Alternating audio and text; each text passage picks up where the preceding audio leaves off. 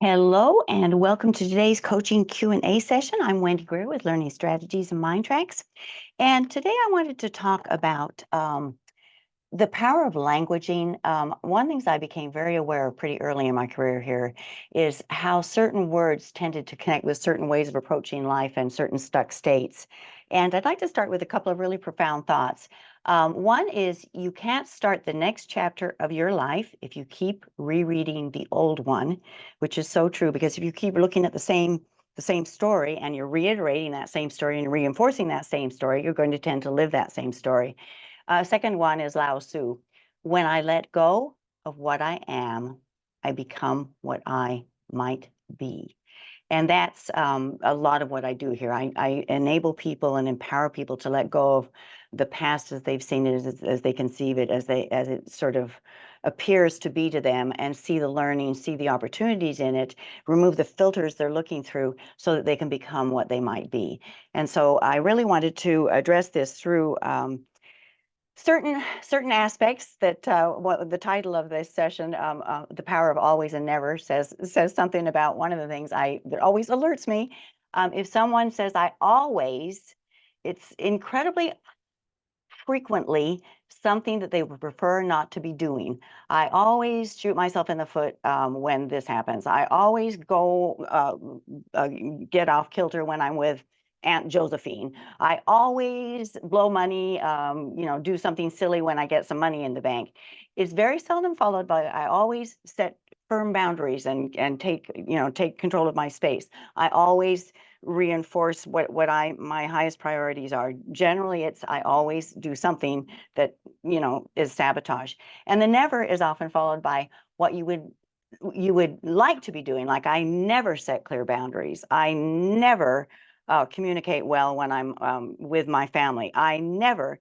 So all these things keep you stuck in the state you're in. And one of the things I want to mention that is so phenomenal for this is the generator paraliminals. When you're in a stuck state where you always feel something is going on or you never feel something is happening, the generator paraliminals are awesome. And what I'm talking about here is the new action generator. Subtitle for that is Make Choices, Take Action, and Succeed. Next month, I'm going to talk about the power of action steps, because a lot of people do all the mental work, they do all the goal setting, they do all of the preliminaries, but they never actually take that first step. And the universe tends to reward action. So it's really important that you kick yourself into action around whatever it is you're trying to manifest or change or conceive or whatever you're trying to do. The new behavior generator, if you have a behavior that is sort of a behavior that is very almost knee-jerk reaction, where it just automatically pops out of you or happens, then the new behavior generator, because you have the power to shift that. You can definitely shift what's going on. New history, I've talked about this so many times. 4 paths: the past as it was, the past as you would like it to have been, the past with unexpected circumstances or events, and then the 4th path you create. The beauty of this one is that you can carry forward the learning. You can carry forward all of the growth that's happened through all these circumstances you've been through, but you can leave the rest behind. And that's what often is a stop me, pull me, push you thing for people, where they want to carry forward the perceived positives, but they're afraid in relinquishing the negatives that seem to be connected to that they're going to lose those positives. The new history generator with the 4 paths just is phenomenal for enabling you to carry forward the growth. You take the pearl out of the oyster, you can throw the rest of it out. You don't need it. And then the new option generator, subtitle, Resolve Issues with New Solutions and Choices. A lot of people that use the words never and always assume it's written in stone, and that's just the way it is, not the case. And what these generator paraliminals do is they'll put you back in the driver's seat. It's like you ascertain where you're at, you see clearly the path that the repetitive behavior that's working for you or not working for you, and then you do something about it. So anytime you're in a stuck state or you find you're using the words always and never, the generator paraliminals are just amazing for moving you forward.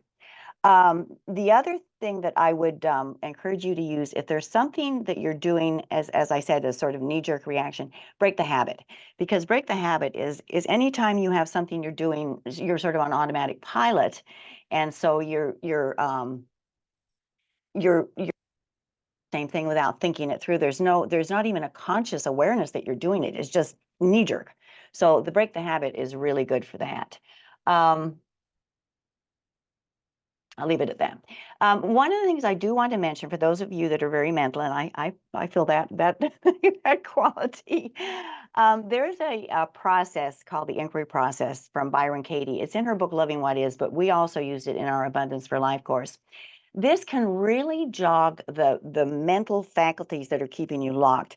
The inquiry process is 4 steps. You look at this behavior or the action that's happening or the relationship that seems totally chaotic and dysfunctional, and you look at the quality that's being expressed or the thought you have about it, and you ask yourself. There's 3 questions and then a 4th step.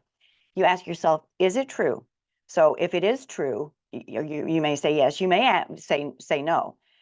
If it is yes, do you absolutely know it to be true in all circumstances at all times? The answer to that is almost always no. So is it true? Do you absolutely know it to be true? The 3rd one is, who would you be without that thought? Often people will step into a space and a freedom and a sense of completeness and perfection, because without that thought that's been stymieing them, they totally open up to everything they can. They see the potential, and that gives them the opportunity to open into it. And then the 4th path, the 4th step is you turn the belief around. So it's, if you say, I always blow my money when I get money in the bank, you would flip it 180 degrees. So it's, I never blow money when I get in the bank. I always leave it there, or I always maintain my financial composure when I have money in the bank so that it can accumulate interest and grow my nest egg. So it's the turnaround. I've had a couple of people actually break down when they did the turnaround, because the turnaround 180 degrees opposite, it resonated with their heart and their soul, and they knew that was true, capital T true. So that's what I basically what I want to say about always and never. They can be very powerful in a positive way, but unfortunately a lot of us use it in a negative way, and that is changeable. That is not written in stone. Generator Paraliminals will help you recognize that and shift it. Another word that I immediately alerts me is, I have had several conversations with people, and this was again early. I've been coaching here for over 20 years, but the word should. Someone who is beating themselves up and always on their case and judging themselves often uses the word should multiple times in the first couple of minutes I'm talking to them. I should have done this, I should have done that. There's a simple semantic change that totally shifts the power of should. If you go from I should have to I could have, and you use that instead, you can see the power there. You're putting yourself back in the driver's seat. There's no should have. Shoulding on yourself, I know that sounds rude, but shoulding on yourself is a really challenging thing for a lot of people, because they constantly berate themselves. They're constantly judging themselves. So if you change it to could, I could do this, or I could do that. It gives you a choice. And so again, it takes you out of that sense of being inadequate or incomplete or unworthy or whatever is going on behind the scenes there. The one other terminology I'd like to bring up just in this particular session is yes, buts. Some people, you put something in front of them and it's a yes, but I can't do that because, yes, but that would never work. Yes, but, yes, but, yes, but. If you simply change that to yes, and there's something about it. I know it sounds like just semantics, but it's so powerful to use yes and. Yes, but I can't do that. Yes, and I've been thinking I can't, but maybe I can. You know, it often is that quick a switch. So that would be another good switch to make, just verbally, because the way you language your world tends to create the world you experience. So these are terms that if used in an appropriate or positive or life-enhancing way can be really powerful in the positive, but more often than not, they're used in a way that contracts you and makes you less resourceful. Paraliminals I would look at for these issues would probably be self-esteem, supercharger, belief. If you're shoulding on yourself, often people that should are very overwhelmed. So gratitude, simplicity, overcoming overwhelm. And your yes buts, you're sort of empowering your limitations. So for that, the belief, the self-esteem supercharger, probably peak performance, could be overcoming overwhelm. And one other exercise I'd like to share, which again, we incorporated into the Abundance for Life course for the yes buts and the shoulds, is the solutions focus from Mark McCargo. With the solutions focus, what you do is you rate yourself on something that you're beating yourself up for, something you should be doing, or a yes, but. So you say, okay, I set clear parameters for when people are being disrespectful, and I say enough. Where are you on the scale of 1 to 10 on doing that? So if you're even a 2 or a 3, or you're a -4, then you ask yourself, why would I rate myself so highly? Because what that does takes you completely out of that downtrodden, judged, unworthy human being to, okay, sometimes I take a stand with this person. Sometimes I'm able to be compassionate and say, no, I don't find that to be true, and I deserve better than that. So what that does again is it shifts your paradigm, it shifts your focus, and it makes you more aware of all the things you have been doing that are productive, and then you can focus on doing more of them. So all of those, as simple as they sound, are incredibly impactful. So I've sort of said what I want to say, but there's a couple of other paraliminals I'd like to just sort of bring in, just because I haven't mentioned. Not knowing where people are at, these generic calls is sort of hard for me, but because I've coached so many people, I want to share what has worked for other people. Break the habit, as I said, because things that seem like they're written in stone, break the habit in the generator paraliminals. Fresh start and letting go are great because they create space for the new to come in. So those are really good for releasing what isn't serving, releasing history, releasing the past, so that you are allowing space for the new paradigm to land. And often in this culture and right now, people are in such a state of overwhelm, they just can't cram anything else in. There's no room for anything to shift. So you got to, create some space, get rid of some of the extraneous stuff so that you can move forward. Miracle mindset, because that sort of reminds you of your capacities and your intuitive knowing. Intuition amplifier is a similar one because it helps you to sort of tune into that wise side of yourself, the wise inner self that you often don't allow to come to the surface. Happy for no reason, because happiness, we all deserve happiness, so that's a good one. And youthful vitality. A lot of people get, when they're really stuck, they feel very jaded, very used up. And youthful vitality is really good for helping you to sort of tune into that youthful exuberance, and that the world is your oyster, and all the possibilities are endless. Those of us that are on this path, we get glimmers of that, but it's sometimes challenging to keep that front and center. So youthful vitality is really good for that. So we had a few questions this week that I want to respond to. One of them is, what are examples of life values? Life values are basically core values and priorities that you're not willing to compromise on. It would be things like integrity, authenticity, compassion, being of service, maybe enabling and empowering people. They're things that you'd like to leave as your legacy, that you'd like to be known for. They're things that you would have a tough time not following through on, and when you do, if you don't act in with authenticity, you feel like you've betrayed yourself, like you made yourself smaller than you are. So life values, core values, mission values, mission statement values are things that are so important to you that you don't want to compromise them. And if you're clear on your core values and the things you're doing fit under the core values, that's what I've talked about several times with the life purpose, that if you're fulfilling those values, that's probably what you're here to do, and life will flow, and there'll be an ease and a sort of spontaneity that will surface when you're following that.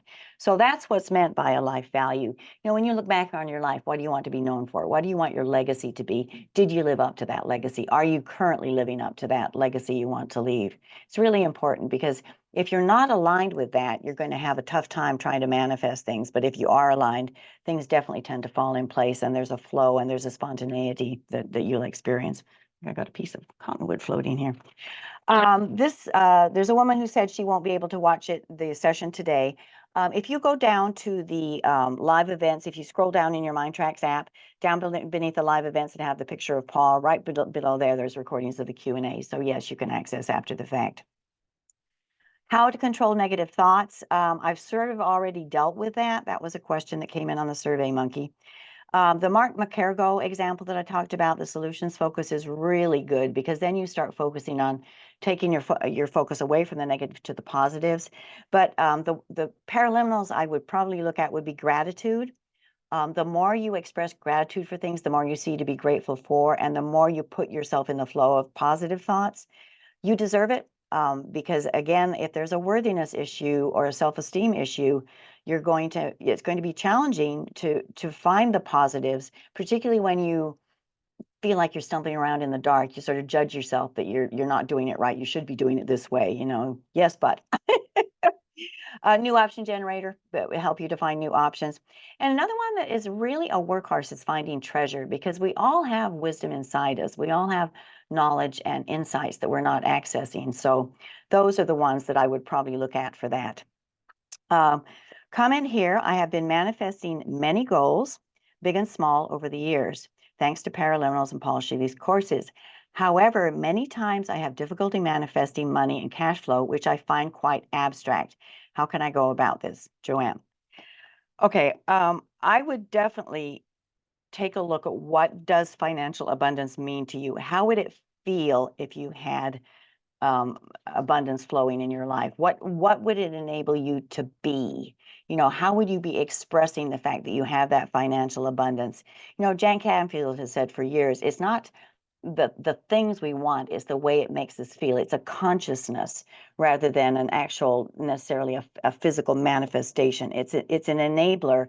What you might do well is Soul of Money, because I spoke about that last time.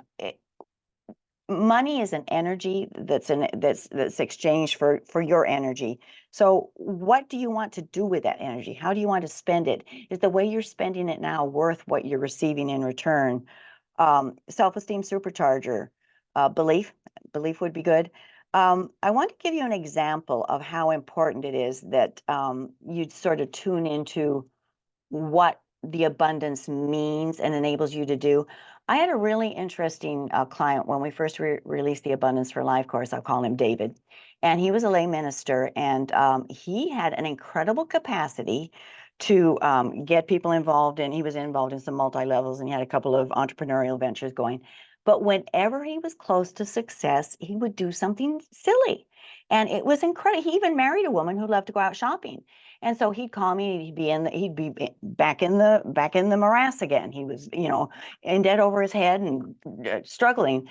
And I had him go to a couple of meditations in the Abundance for Life course that deal with the two lower energy centers, which are concerned with security and survival. One of the things he recognized, and this just totally changed the picture for him, was he had been taught as a youngster, and he thought it was very early, like 1 to 2 years old, and that's when it started, and it went on throughout his life, particularly from a grandfather, that you could not be godly and have money. So for him, there was a major paradox, a major discrepancy. I mean, a gap between where he was trying to go and what was important to him. His lay ministry was his life. His spiritual connection was so important to him. And he had this context that he couldn't maintain that and have money. So once we resolved that paradox and he understood what the money enabled him to do, because he wanted to do missionary work, he wanted to do some outreach work, he wanted to set up some soup kitchens. He had all these altruistic motives, but he had this disjoint between the value of his grandparent was that, you can't be godly and have money, and godliness was important to him, and having money can align you with a higher purpose for God or your higher source, whatever that you may name that, and that it would enable him to facilitate that work. And so that completely shifted his paradigm. And that comes back to where we started with core values, because his core value was his spirituality. And he felt he was compromising that by possibly having financial abundance. Once he resolved that conflict, he was full speed ahead. So that shows you how important those core values can be. So that was it on the questions for this week. I want to leave you with another thought before we wind this up. I love this one. It's Sir John Lubbock. Apparently he was a British parliamentarian, but he was quite the philosopher. And I really like this, and it sort of rounds out what we've been talking about today. What we see depends on what we look for. And that's why never and always, should, yes, but all the things you're putting your energy into and believing are real and that they define you and they're written in stone. If that's what you're seeing, that's what's going to come toward you. So what we see depends mainly on what we look for. Look for the positive. Look for the way that you have options. Look for the ways that you are resourceful, that you are wise beyond belief, that you can empower yourself, that you can step into your full capacities, and that's what you'll find. So again, what we see depends mainly on what we look for. Look for the good, because I guarantee you it's in there. It's in there. You are powerful beyond belief. And that's a lot of what I do here. I remind people how powerful they are, how wise they are. And I remind them that they've already got those ruby slippers. They just need to click their heels. So there we go. All right, that's it for this time. Lots of love to you from Learning Strategies and all of us here at MINDTRX. You take care.